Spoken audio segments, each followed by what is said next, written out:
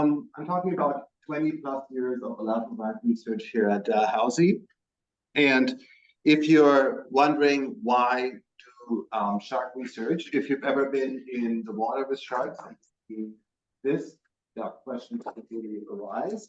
But if you need a reason, there's plenty of other reasons, which I cannot show because my slides aren't forwarding. There we go.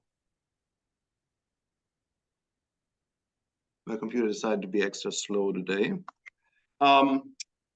So sharks, as you know, are among the oldest vertebrates we have on the planet. They've evolved here for about 400 million years. They have a dazzling array of weird and wonderful life forms, among them the largest fish in the world, extant fish, the whale shark, of course have the megalodon, an extinct large white shark relative that was probably a whale eater, no can tell, and went extinct possibly because whales evolved orcas to defend themselves against that super predator. But just to say that they've been around for a very long time, and they helped shape marine peat webs as we know them today. Of course, also we are concerned about sharks because according to the IUCN, at least 1 in 3 shark species today is threatened with extinction. Many of them are critically endangered. This is the recently rediscovered lost shark. Unfortunately, it wasn't rediscovered in the wild, it was rediscovered in museum jars.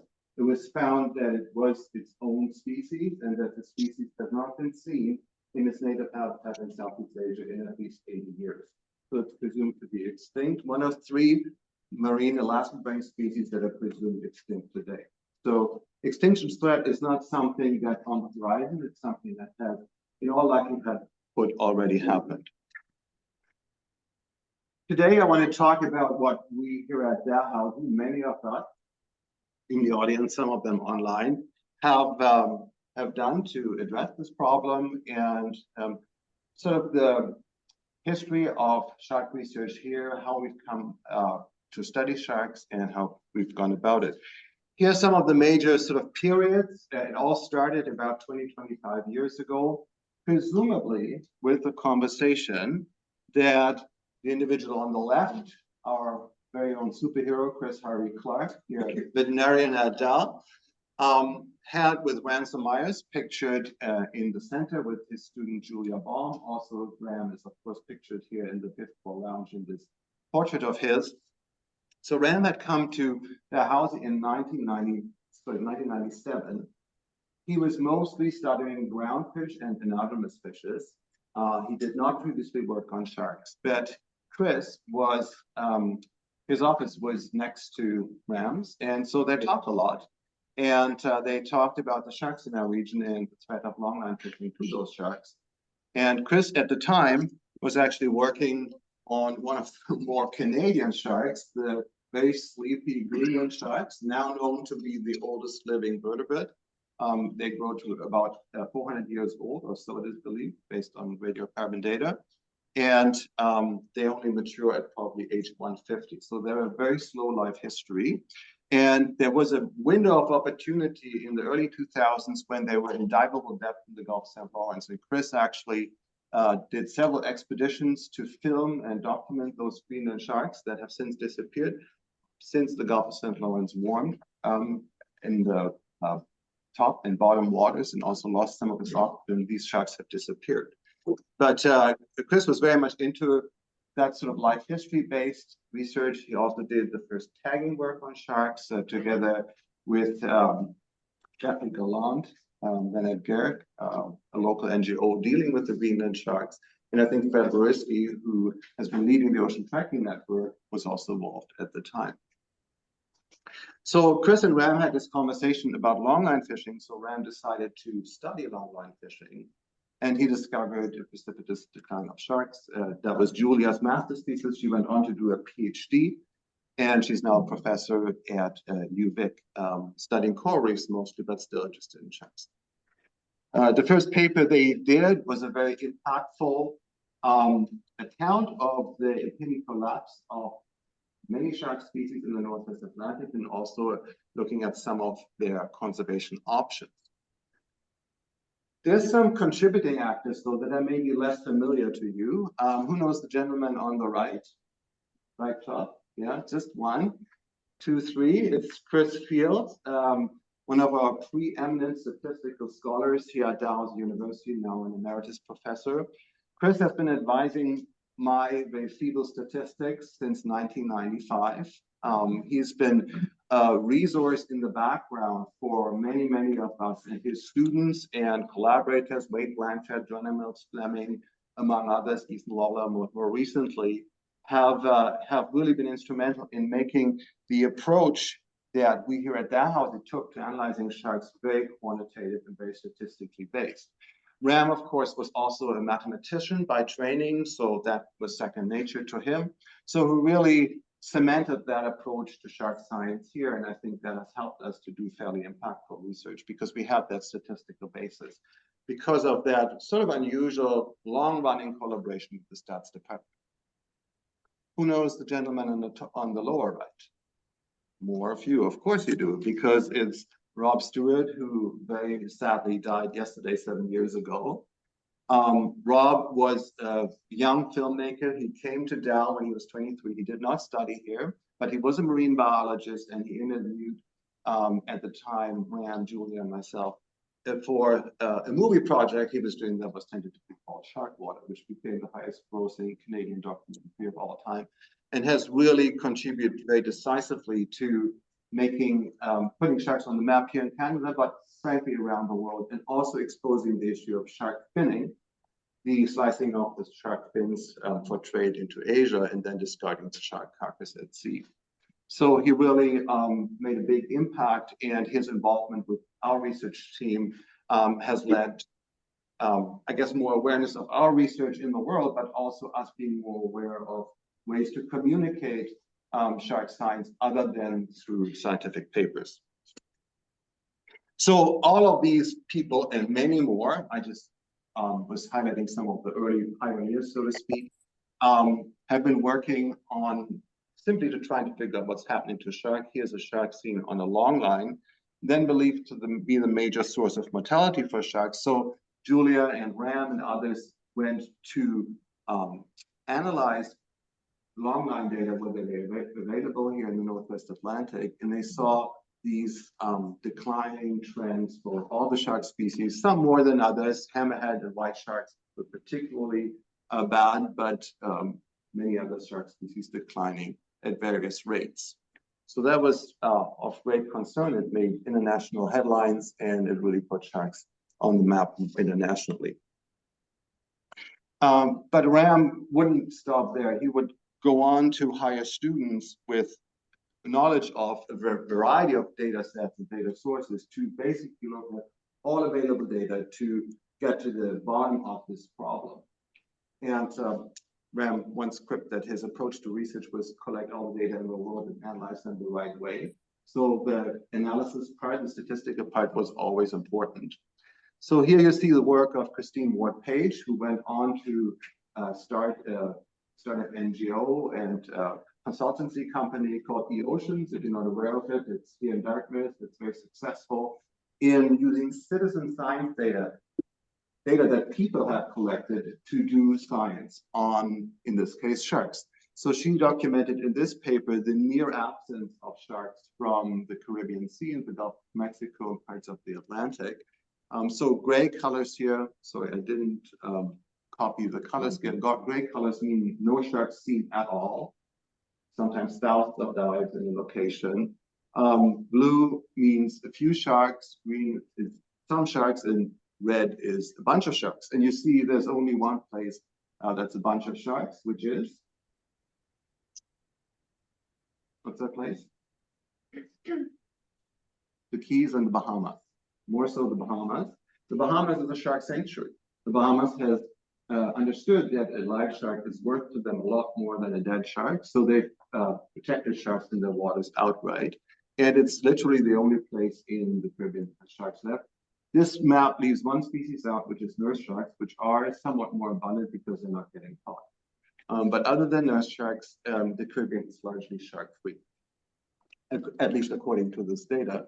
And you see the outliers here on this map, and you see that this is the log number of people within 10 kilometers, and you see that the closer you get to population centers, the fewer sharks there are, and the only concentration of sharks you see where there's no people, in very remote places. So people don't mix with sharks, is the message of this plot, except in a few outlier places, particularly Bahamas, but also Florida and the US Virgin Islands, where sharks are a little bit better protected.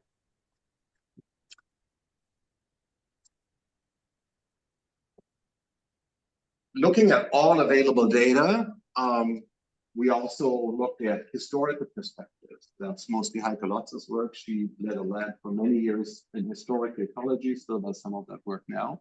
Looking at all kinds of taxa that have been depleted. So this is depletion from the historical baseline. So it's a little bit unusual. The larger the bar is, the larger is the decline, not the abundance. Right? So you see, for example, sea turtles being more than 90% depleted.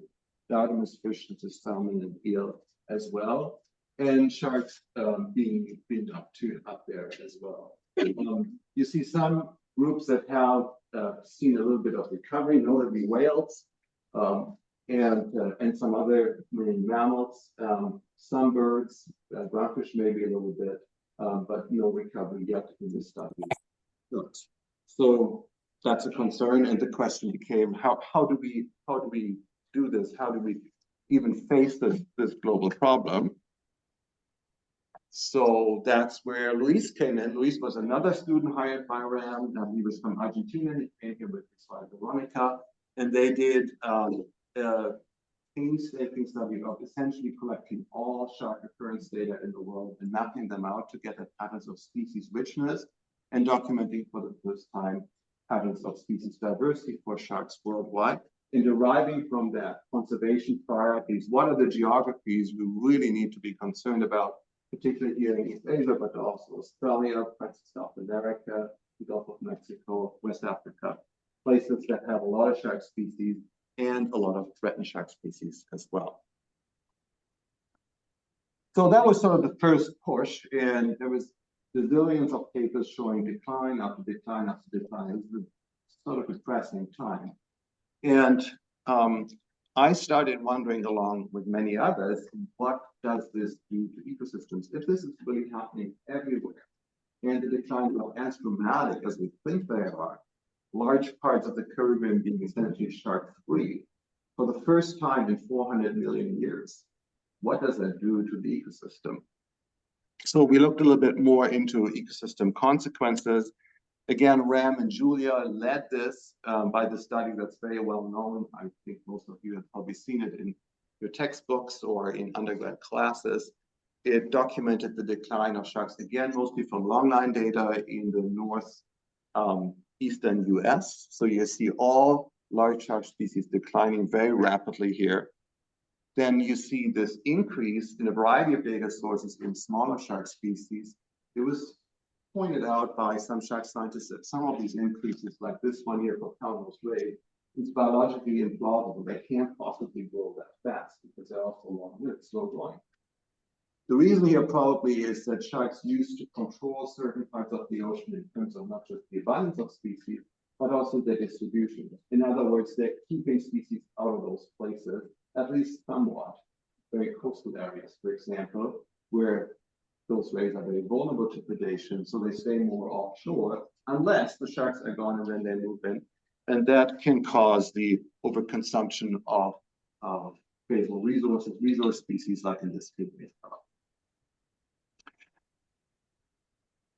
We looked at this not just in the US, but in a follow-up paper, we combined evidence from all around the world. So every one of these letters is a study site from around the world, where we looked at food web changes that are precipitated by the decline of large sharks. This was work led by Francesco Ferretti, another RAM student who finished his PhD with Heike, who came from Italy, didn't speak a word of English, but was crazy about sharks, and really made it here. And he's now a professor at in the US at, remind me where it is, Virginia. in Mystic, Virginia. So the evidence really suggests that when large predatory sharks decline, you have a variety of species, so-called mesopredators, increasing in abundance, and you have a decline of meso species, which could include teleost fish, invertebrates, but even seagrasses. Something that we learned more about as time went on is that this is not just consumptive interactions, it's also indirect effects and behavioral interactions that are important in driving these so-called interaction chains or trophic cascades.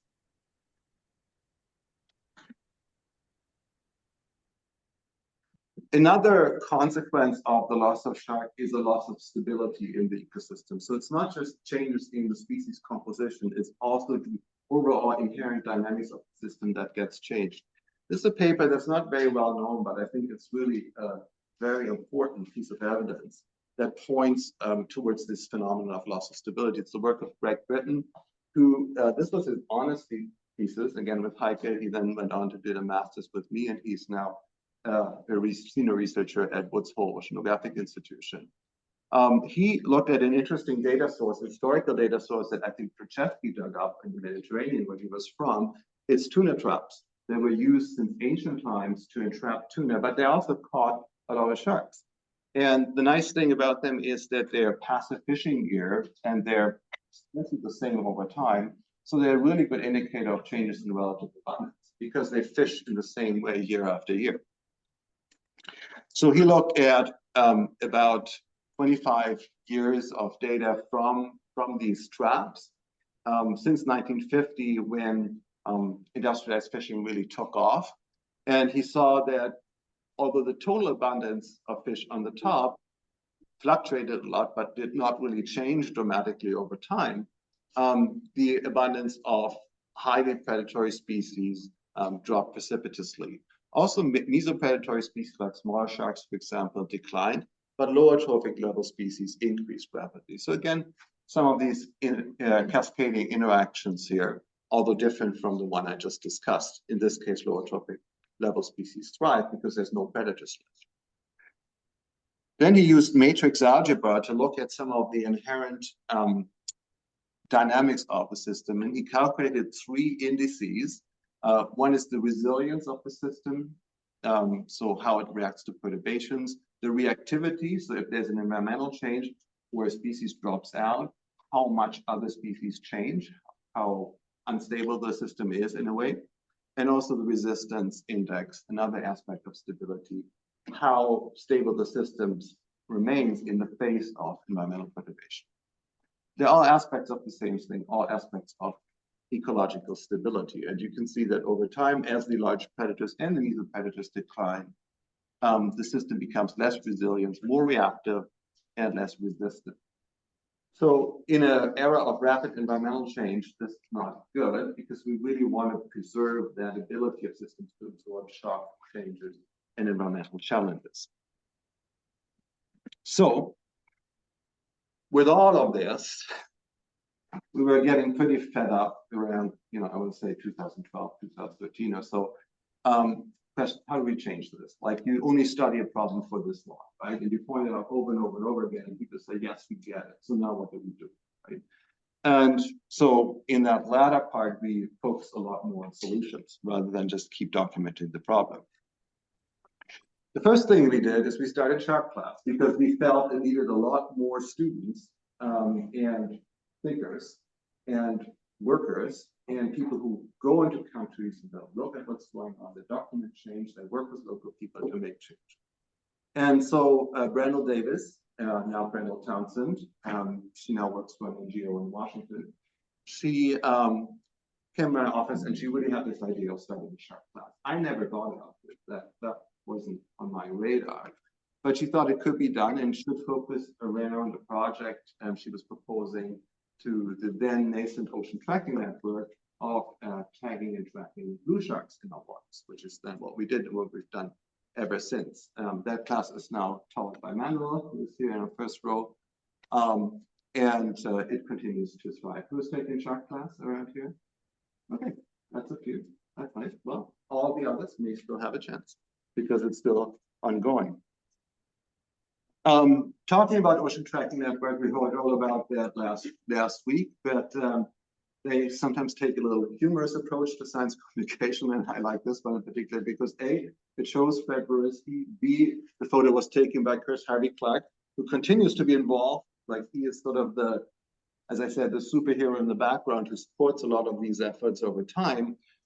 This is him taking a picture of Fred putting the first ever satellite tank on a torpedo array just outside of Halifax.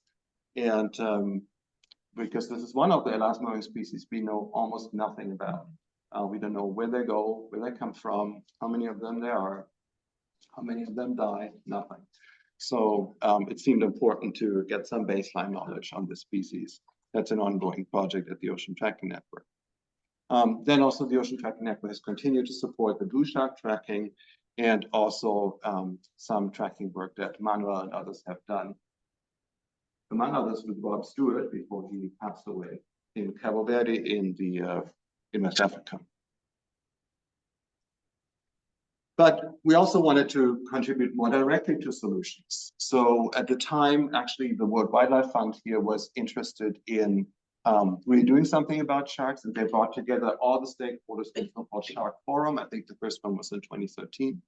And we actually talked to the longline industry and people, operators of the longline industry, who said, you don't want to catch sharks, we don't want you to catch sharks, so why don't we work together to avoid bycatch? And they were really on board. It was really great. And we did a field trial of a method that looked really promising using rare earth metals that give off a slow electric current to deter sharks from biting hooks, because presumably they don't like that electric current, which they can, of course, sense with their electroperceptory organs. This is something about science, and I wanted to include this because sometimes it just doesn't work. This really doesn't work. The fishermen called these things the mako magnets because they actually seem to attract mako sharks, which is one of the species we're more concerned about. And they also caught less swordfish on the sets that had the rare earth metal on them. So not great. That's not what we wanted, but we tried something. We also looked at hotspots of shark bycatch. This is a study that Aurélie Godin, who worked partly with the World Wildlife Fund, but then also did her PhD with me. She worked with Joanna Mills-Fleming, one of Chris Field's students, now a professor at the Stats Department, to devise smart ways of mapping hotspots from very spotty data in where the sharks are getting caught. This was for the Greenland sharks that I mentioned earlier off Baffin, where there was a new shrimp fishery that was very lucrative, and they were catching Greenland sharks. And the question was, how can we avoid these Greenland sharks? Maybe they only show up in some areas at certain times, which seems to be the case here. There's some real hotspots there that could be avoided if you wanted to reduce bycatch of that species. So various ways of looking at bycatch. That work has continued because we're getting more and more concerned, not just about sharks, but also about skates and rays. Here's winter skate and thorny skate, some of the more threatened species. And this is work done by Isabel Jubenville, who now works with Oceana. And then there's Ethan Lawler at his PhD graduation, and his supervisor, Joanna Mills-Fleming at the Stats Department. It was another one of these really rich collaborations where we had a very hardcore statistician and programmer work with Izzy, who's a biologist, to come up with this method to very reliably map out hotspots of shark, in this case, skate occurrence in Nova Scotia, so that trawlers, for example, can avoid these places at certain times. And it turns out that there are places that are fairly discrete, and also they don't support a lot of target fish catch. So bonus, you can do something about them, closing them at least temporarily, without sacrificing too much target catch. So I think studies like this are really proactive in making the most of the available data. This is from TAL survey data that were freely available anyways, and coming up with solutions that are also palatable. Another solution that I have been very keen on is marine protected areas. Marine protected areas around that time became a global sort of go-to tool to protect biodiversity, including sharks. So I thought, well, maybe we just need tons and tons of well-placed protected areas, and we can solve this problem. So we looked at this in geography that has a lot of protected area. This is Manuel Durrell's work, together with Christina Berder, who now works with Derek Tittensor. In looking at trawling, and trawling is a major threat to sharks, particularly in Northern Europe, because they catch a lot of the ground sharks, which are the only sharks that are left. So many of them are threatened or endangered. So the question was, do marine protected areas actually help to protect sharks in Europe? There's about 700 marine protected areas there, 24%, 28% coverage, can't remember the exact numbers. They're doing really, really well on protected areas. They're leaders on protected areas. Unfortunately, what we found is that the trawl effort in those protected areas was higher than outside, meaning they were fished harder than the average place outside. Not every protected area, some of them were okay, but on average, most of them were more heavily trawled, and as a result, Alaska places was lower on average. As you can see here, inside the protected areas was lower about by half than it was outside. So real conservation paradox, because those protected areas did not exclude the most destructive form of fishing in that region. This is discouraging. You're doing something, you think it helps, and it doesn't, right? But I think what science can do is can point out this is not ill-intended, right? It's just that it wasn't done right. It was put actually in the right places. These are places that are highly protected. They should have a lot of sharks, but they don't, because the form of fishing that is allowed there doesn't permit sharks to persist. So we need to do more on that front. And actually, this paper had quite an impact in the European policy discussion, because it made people fairly upset that we're doing these nature protective measures, but we're not actually protecting nature. Another promising solution for sharks is shark sanctuaries. So this is like a protected area, but it's only targeted at sharks, and it's often covers the entire exclusive economic zone, the entire territorial waters of a nation. So the Bahamas, I mentioned earlier, Micronesia, the Maldives, French Polynesia, these are examples of shark sanctuaries. There's over 20 of them in the world now, and we wanted to see how they're doing. Are they doing better or worse than the protected areas we just looked at? This was work, again, led by Christine Ward-Page, then through her company, The Oceans, looking at diver data from around the world, and also interviewing divers directly, surveying them directly, asking, have you seen sharks? Where have you seen sharks? How many? How many over time? Have you seen them sold in markets? Have you seen them entangled in fishing nets, getting at some of the threats? And are there ecotourism operators that work with sharks? Are they, like, lots and lots of questions, so we could get at this in all of these countries. It was a really tremendous piece of work on evaluating these shark sanctuaries and finding that in these sanctuaries, two things are mitigated, not perfectly, but to some extent, it's bycatch and targeted shark fishing. Obviously, these are the things that the shark sanctuary disallows. Everything else is insignificant. It's the same inside and outside of the shark sanctuaries. The threats from ghost gear, for example, are not mitigated by a shark sanctuary. So other things need to be done. But this shark sanctuary does something in addressing direct mortality for sharks. And the paper we published just a couple of weeks ago actually supports that. So that was a real success story. And note that these are often low-income island nations that don't have a lot of resources, say, for fisheries management, but this is a solution that can be relatively easily implemented, and particularly if ecotourism is a big thing, like in the Bahamas, like in the Maldives, like in French Polynesia, it can really help economically as well. Around this time, a new person came into Dell, who wasn't so new because he previously was at the stats department, so another one of these hybrids, and that was Erin McNeil. Erin McNeil now also runs a lab that does a lot of shark research, and they came up with this absolutely terrific paper a few years ago, looking through baited remote underwater cameras, or BRUBs, at the abundance of sharks around the world, thousands of cameras deployed, fisheries independent assessment tools for sharks. And they also, among other things, they looked at the evidence that various conservation measures may or may not work.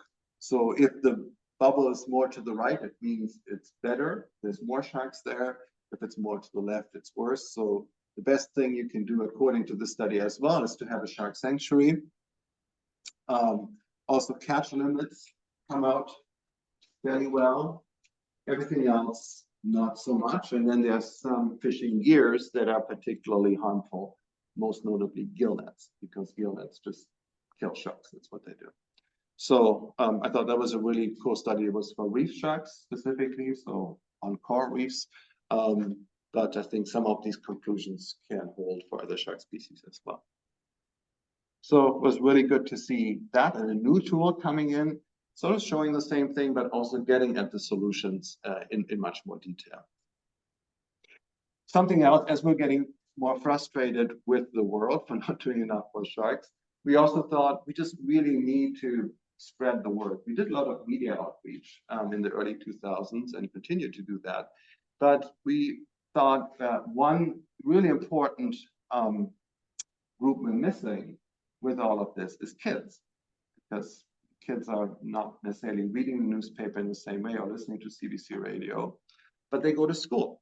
So, and they're bored, right? And kids typically love sharks. So why can't we bring stuff into schools that they can learn with, that educates them about sharks, brings them into the fold, gets them up to speed, and helps to raise their interest. So we started a project called Ocean School. If you haven't heard of it, please look at oceanschool.ca.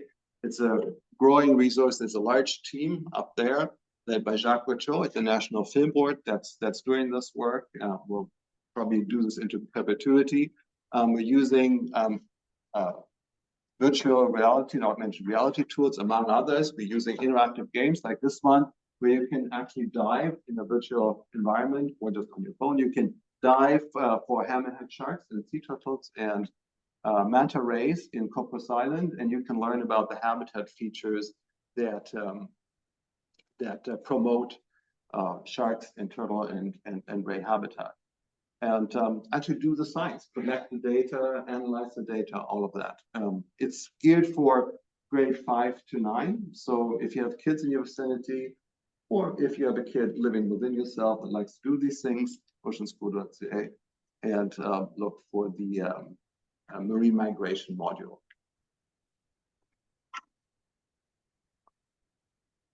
So at the end of the day, you know, when you go home, you ask yourself, has it all worked? Has it all been worth it, right? A huge amount of effort, tons of papers, masters earned, PhDs earned, people going on with their careers, millions of dollars spent.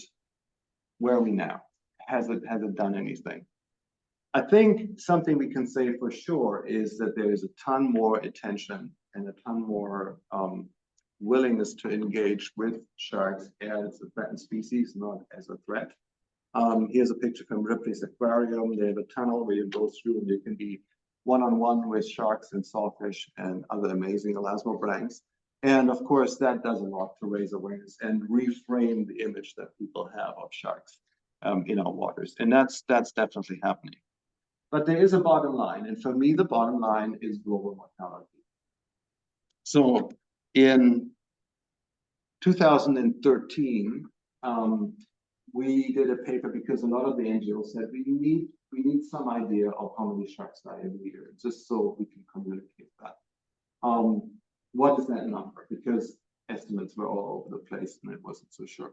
So we pinned that number at 100 million sharks per year for the year 2000, because we had mostly the data we had, mostly observer data, were for the year 2000. We also had a lot of data on shark finning.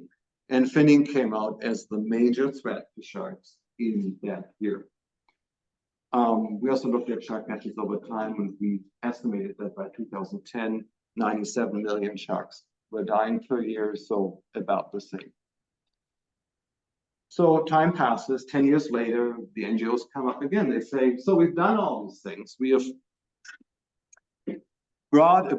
we forced governments to bring about these new legislation to prohibit shark finning, which is the tan bars, and even to prohibit shark fishing, such as in the shark sanctuaries, to a lesser extent. And you see all of this progress since 2000. Clearly, all of this should have done something. All the campaigns to ban shark finning shown above, all the companies that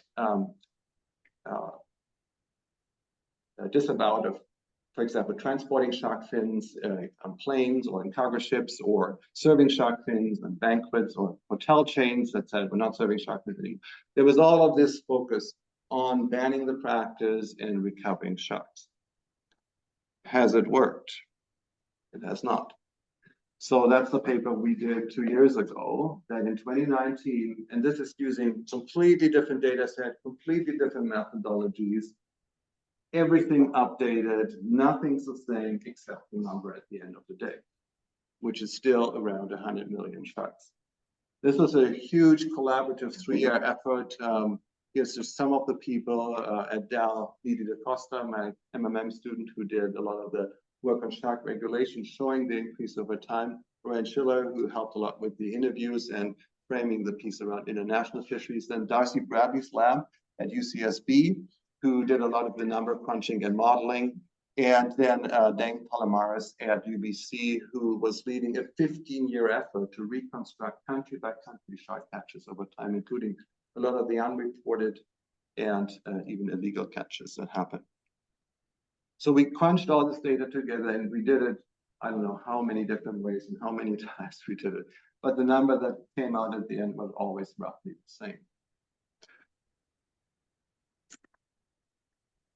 We were able, because of the detail of the data and the richness of data we had this time, something we couldn't do 10 years ago, we could map out shark catch, which is useful, because then we can see where there's hotspot of shark mortality and how this maps onto the regulations that different countries have. And also the international management bodies tasked with managing international tuna fisheries that catch a lot of sharks, ICAT here in Atlantic, for example, what is their regulations? So there's a number of regulations, from no regulation to shark fishing prohibitions, and lots of them in between. And what this allowed us, and I think this is a really something we should do more of, is to tie what we see in the water to the regulatory framework that's present at that place. So we can really see, like the doctor would with the medicine in a clinical trial, this has worked, this hasn't worked so well. This has worked on average this far. This is the variability. We can really look at that, where what we decide to do and what actually happens, how that interlocks, right? And sometimes that works like a good medicine, sometimes works like a charm, and sometimes it doesn't work, or it only works for a few people, and then that's not good enough, right? So long story short, what we saw through that comprehensive analysis, country by country, territory by territory, is that shark fishing prohibition is the only regulation that actually reduced mortality on average by 40%. So still not completely, although in some countries it works really well, in others less so. The finning regulations all did not decrease mortality. If anything, they increased mortality, probably because they inadvertently raised the value of the shark. Now, when you're landing whole sharks, not just the fins, you're of course still selling the fins, but you're also selling the meat, you're selling the cartilage, you're selling the jaws. You're making more money off that shark. So in some way, the incentive structure goes the other way, to fish sharks more. Of course, where we fish more and where we catch more of other things, we're also catching more sharks. That's not surprising. Something that was interesting is that a World Bank Index of Democracy, specifically transparency and accountability of the government, does predict shark catch or shark mortality, in that where there's greater accountability and transparency, also those countries do better in terms of shark mortality, lowering shark mortality, that is. Probably this gets at, when there's a regulation, is it actually enforced? So there you are. That's what we've learned. Here's some of the new markets. Well, they're actually not new, but probably expanded. There's a great paper by the World Wildlife Fund, and Aaron McNeil does work on this now, tracking the global trade in shark meat. major consumers, Brazil and Italy, for example, where a lot of shark is being served that's not labeled as shark, but sometimes it's very close to home. So one important shark product is shark oil or squalene. And I just looked through my closet in the bathroom at all the creams and other things I had, and I found a deodorant I had that had squalene in it. And it's from a very, very environmentally conscious company in Germany. I looked at their website because sometimes squalene is actually not taken from sharks, it's taken from a plant-based source, but there was no account of that. So I'm going to write to them this weekend and ask them about their squalene. And you all can do the same because some cosmetic companies, a lot of the big ones, Dalhousie and so on, have now, based on market pressure, eliminated sharks from the supply chain, but there's still a lot of it out there. Same with shark cartilage. Nature's bounty is a little ironic. I know a lot of people who love sharks who wear shark necklaces, and maybe that's also not the best thing to do. So there's a lot of other markets other than the fin market, and it's really a little bit more of all of our problem now. It's not just something that happens over there where shark fins are consumed. Something else that we did in this paper was we interviewed experts in all 6 continents, people who knew about what was happening on the ground locally. This was to get at some of these mechanisms, why haven't the regulations worked the way we hoped they would work, and also what needs improvement. And so here in bold, you see the things that are already working to reduce finning on the left. Most people felt that finning actually have gone down, and that's a real success, that we've helped to eliminate shark finning, and we should celebrate that. But we also need to bring down mortality. And as you can see, there's a lot more items there that need improvement. Some things are already effective, such as fishing gear modifications, for example, but a lot more needs to be done. And something that Nidhi, who's from Bangladesh, one of our co-authors, felt incredibly strongly about based on our own work in that country is engagement with fishers, like to actually work in that geography to try to engage directly with the people who catch sharks, because it's not all big industrial boats and tuna fleets. It's actually mostly small-scale coastal fishers.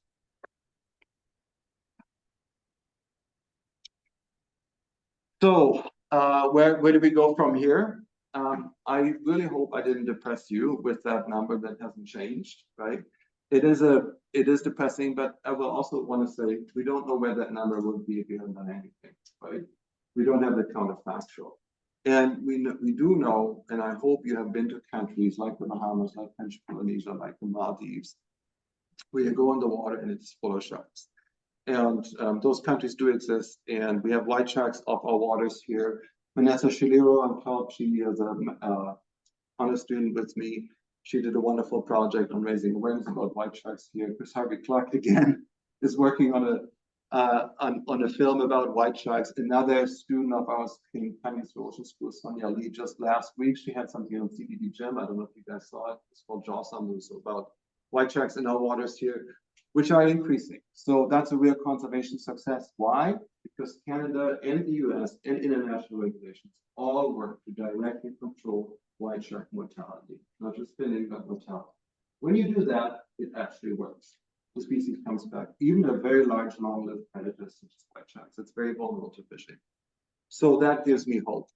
Vanessa now works on basking sharks, and another enigmatic species in our region. We don't really know whether it's going up or down or what. So she's working on that. Yeah, maybe to look at this idea of spatial closures, bycatch limits, gear innovation, trade measures. There's a variety of tools that we do know do work, and we just need to scale them. And that includes here in Canada. Canada was the first country, no, the second country in the world to ban shark finning in 1994. And they were the first country in the world to ban import and export of shark fins, because they said, if it's not allowed here, we can't bring them in from West Africa, where they do shark finning, and we just displace the problem. Very innovative, bravo, Canada. It was a real push to get that done. And now the US has followed, the UK has followed, so that's good. But again, this is only about the fins. The meat and everything else still gets around, and somebody will buy the fins if it's not Canada. So there's a bunch of things we need to do in international fisheries as well. The national fisheries have gotten a lot better for tuna, for their target species. They now have something called harvest control rules, where there's basically no haggling about catch limits. There's strict catch limits. That's what it is. That's what the stock can sustain. And you see recovery, for example, of bluefin tuna in our waters is based on that. So we just need to do the same thing for sharks. Totally doable. It just needs pressure to actually implement. So far, it hasn't been done. That's Laurent's work. And then Alexander Gonzalez is here in the audience, came in from Panama. He's working on shark nurseries because we're finding that a lot of fishing pressure is where it's the most destructive. It's where the baby sharks get born and spend their first years of life. Totally helpless, easily caught, turned into ceviche or something else. So there's something we can do, right? We know where these nurseries are. We can describe where they are. We can protect them. Some of them are already protected. So Alexander is working to help with that in Central America and elsewhere. And then Nidhi, after our paper came out, she went straight back to Bangladesh, like the lightning bolt, to save mantas and mobile rays, which are fished at fairly high intensity there. And she got a grant from Shark Trust or Manta Trust rather, to help with that.